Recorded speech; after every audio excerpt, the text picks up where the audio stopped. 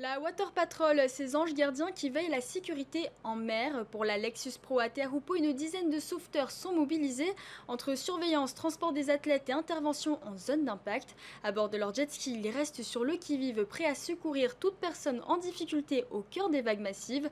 Une mission à haut risque, reportage d'Oriano Tefao et de Juanui Atuahiva. David, tu prends une grande bouée. À chaque compétition, l'équipe de Water Patrol se rassemble à la marina de Tehupo pour un briefing puis une petite prière. Sur l'eau, ils sont les yeux et les bras de l'organisation. Au total, 14 personnes se relaient sur l'événement, 4 binômes en jet ski pour la zone d'impact où se forment les vagues géantes et d'autres équipes chargées de surveiller la ligne d'eau ou de transporter les athlètes. Oui, ben il y a une évolution. Maintenant, les bateaux des publics sont un peu plus gros. Bon, hier, c'était assez cool, comme on dit, hein, mais peut-être parce qu'il y a une rediffusion télévisée en live les gens ils sont dans leur salon hein, et ils ont le replay et tout.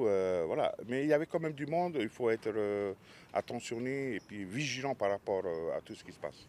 Parmi ces anges de la mer, Moana Domenech fait son baptême de feu cette année. Fils d'un ancien Water Patrol, son engagement au sein de l'équipe était une évidence. J'ai grandi un peu dedans. Mon père est Water Patrol depuis le tout début. Un des pionniers aussi du surf local, avec Arsène, VTR David, c'est cette génération-là. Donc j'étais un peu le gamin qui les embêtait à chaque fois derrière le jet ski. Et derrière, ben, moi, ce qui m'a poussé à devenir Water Patrol, c'est justement de pouvoir assurer la sécurité de chacun. Cette année, plus de monde sur le plan d'eau et des bateaux parfois plus gros qu'avant. Et en freeride, quand les vagues sont plus grosses, la vigilance est maximale. Surfeurs, bateaux, baigneurs et médias se retrouvent au plus près de l'action. Sur ce comportement-là, des bateaux touristiques qui veulent toujours essayer d'aller au plus près de la vague pour que leurs clients puissent voir la vague de vraiment très près. Et des fois, ça arrive souvent même, à chaque gros swell ou dès qu'il y a des vagues, ça arrive que les bateaux se fassent emporter par la vague ou que se rentrent dedans, quoi, hein, pour avoir la photo iPhone, je dirais, pour le touriste.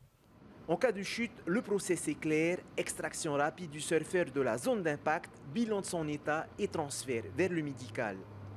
Ben, après, il ne faut pas oublier que Tehupo à la vague, c'est un entonnoir. Le nombre de bateaux doit être restreint. Ça va faire presque un quart de siècle qu'on est là-dessus. On connaît, on arrive à anticiper. Voilà. Mais il faut être vigilant. Sauver des vies est une nécessité. Ces Water Patrol souhaitent qu'une filière de sauveteurs en mer soit mise en place au Fénois.